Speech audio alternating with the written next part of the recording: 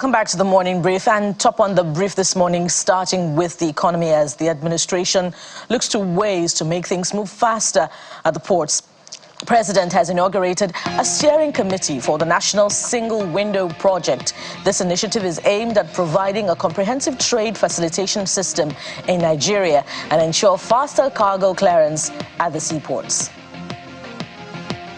We cannot afford to lose an estimated $4 billion in US dollars annually to red tape, bureaucracy, delays, and corruption at our ports. The national single window will address these issues head-on, preventing revenue leakage and facilitating effective trade. By doing so, we will create a more transparent, secure, and business-friendly environment that will attract investment and support economic growth. This initiative will serve as a catalyst for achieving an average GDP growth rate of 7% annually, propelling Nigeria to new heights of prosperity. Paperless trade alone is projected to bring an annual economic benefit of around $2.7 billion USD. A testament to the transformative power of this initiative. In terms of opening the land borders, consultations are already in progress, some of them at very high level. Over the last weekend, I had an interaction with my colleagues in Benin Republic. Earlier, I'd gone to our borders in Niger Republic. We are looking at the issues that led to the closures of the border in the first instance. The International Monetary Fund, IMF, is reviewing its economic projection growth upward for Nigeria for the year 2024 to 3.3% from its earlier 3.2%. Speaking during the release of the World Economic Outlook on the ongoing IMF World Bank Spring Meetings in Washington, D.C., the director of the Research Department of the fund also projected a downward trend in the country's inflation rate to 23% later in the year and 18% in 2026. Inflation continues to come down. Median inflation will decline from 4% at the end of last year to 2.8% by the end of this year and 2.4% at the end of 2025. And most indicators continue to point to a soft landing.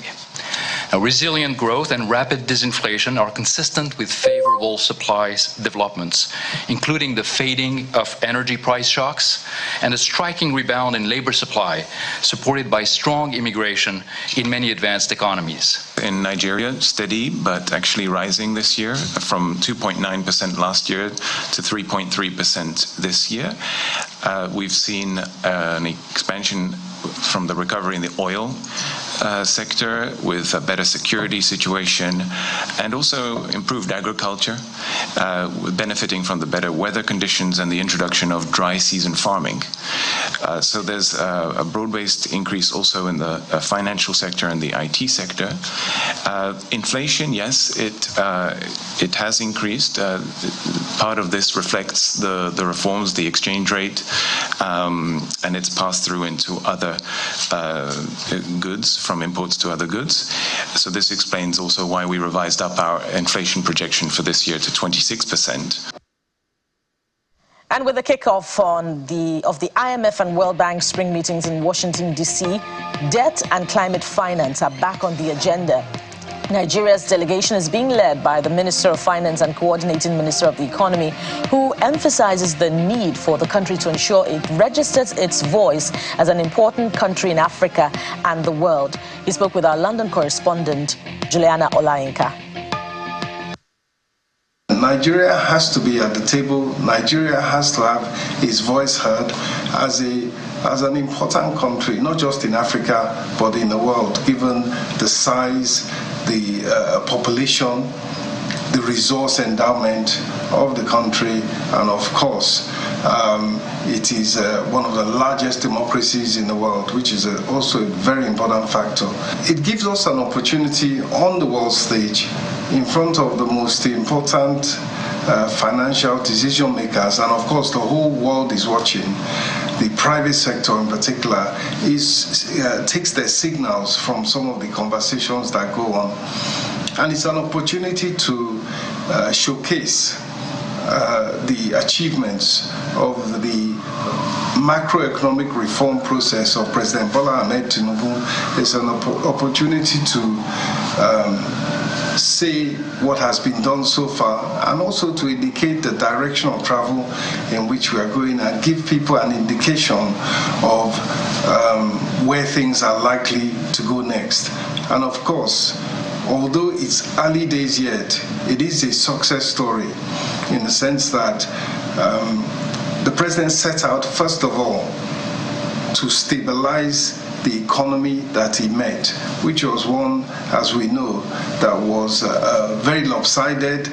It was one that the financial situation was unsustainable. The fuel subsidy spending generally was way out of line with the revenues. And as we have seen, particularly in terms of what the central bank has done in stabilizing the exchange rate, together with the help of the rest of the economic team, the security network also came in to play an important role in removing some of the wrongdoing and some of the illegality that also was putting pressure on the exchange rate. And of course, on the fiscal side, on the government side, on the government revenue spending side, we took a leaf from what central bank indicated and have helped to raise interest rates to a level where we've been able to attract foreign exchange liquidity that has stabilized the foreign exchange rate, or in fact reversed its free fall, is the best way to put it. Away from the economy now, the Minister of Water Resources and Sanitation says part of the 148 local government areas in 31 states of the Federation fall within the high flood risk areas. He said this during the public presentation of the 2024 Annual Flood Outlook for Nigeria at the Nigeria Hydrological Services Agency in Abuja. Meanwhile, at a separate event, Minister of Agriculture and Food Security, Mr. Abubakar Kyari, asked farmers to take advantage of the seasonal rainfall prediction to increase agricultural produce in the country. Letters and annual flood outlook publications with maps have been dispatched to the governors, while the exact local governments to be affected in each state and the expected level of flood are detailed out accordingly. Regrettably, there have been farming seasons in Nigeria when farmers did not take advantage of the institutional advice from NIMET and on their own misread the rainfall pattern, only to face dry spells that invariably ruin their crops and livelihoods. And security operations in Katsina State may have received a boost with the launch of 10 armored personnel carrier vehicles to support the ongoing joint operation led by the police, the army and the Katsina Security Watch Corps across 8 local government areas of the state. Speaking at the launch, Governor Dikko Rada pledged to continue to support the conventional security agents in the state in their onslaught against terrorists. I have walked the talk by providing all the necessary equipments needed to Katsina Community Watch as well as the joint operation led by the police. You know, this insecurity issue is an issue that we have inherited, and as an issue that has come and become a hot banner during our campaign activities. And we have promised the people of Katsina State of our willingness to provide all the necessary skills, tactics and strategies to provide the necessary security in our place. And we thank God the Katsina Community Watch has been in operation for about 7 months now. And we were very thankful to Almighty Allah to the achievements so far recorded. We cannot claim a total elimination of banditry and criminality in my state, but we want to assure people that a lot has been achieved from the beginning of the operation, a joint operation between the Katsina Community Watch and the Nigerian police with the military. In fact, a lot of things have been achieved, but we are still having challenges in some of these frontline local governments. Bandits have been going to villages, killing people unnecessarily, killing them and running away, and then burning some of their properties. These are things that we are now confronted with, and these are things that the state government is doing everything possible to stop. Over 300,000 kilograms and 40,000 liters of illicit substances seized from various parts of Lagos and Ogun states have been destroyed by the National Drug Law Enforcement Agency and DLEA.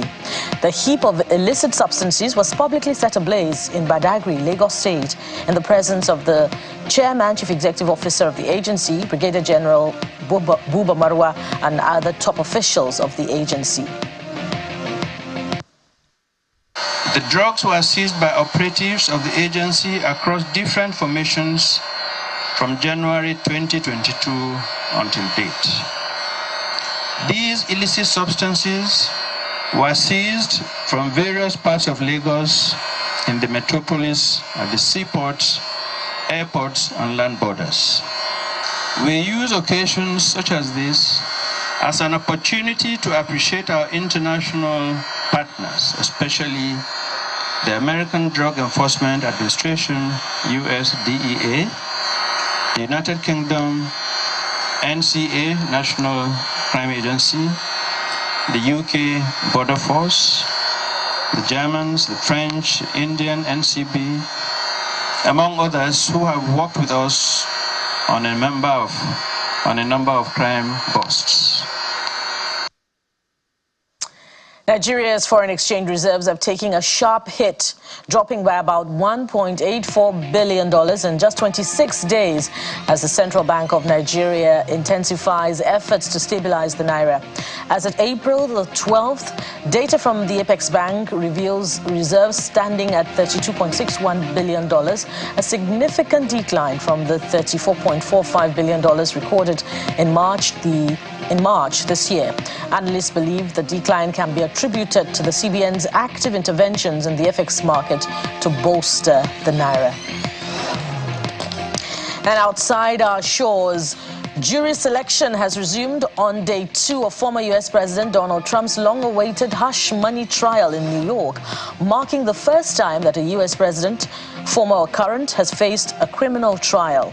6 jurors have been chosen so far, but dozens of potential jurors have been excused after saying they could not be impartial. The judge has reprimanded Trump for muttering at a potential juror and has also warned his lawyers over their line of questioning. Trump is accused of trying to cover up a $130,000 hush money payment to porn star Stormy Daniels ahead of the 2016 election, which he won. Trump is also accused of falsifying his business records by saying the reimbursement money he gave Cohen was for legal fees. Sports news now. Kylian Mbappe scored twice as Paris Saint-Germain thrashed Barcelona to turn around the first leg deficit and reach the semi-finals of the Champions League.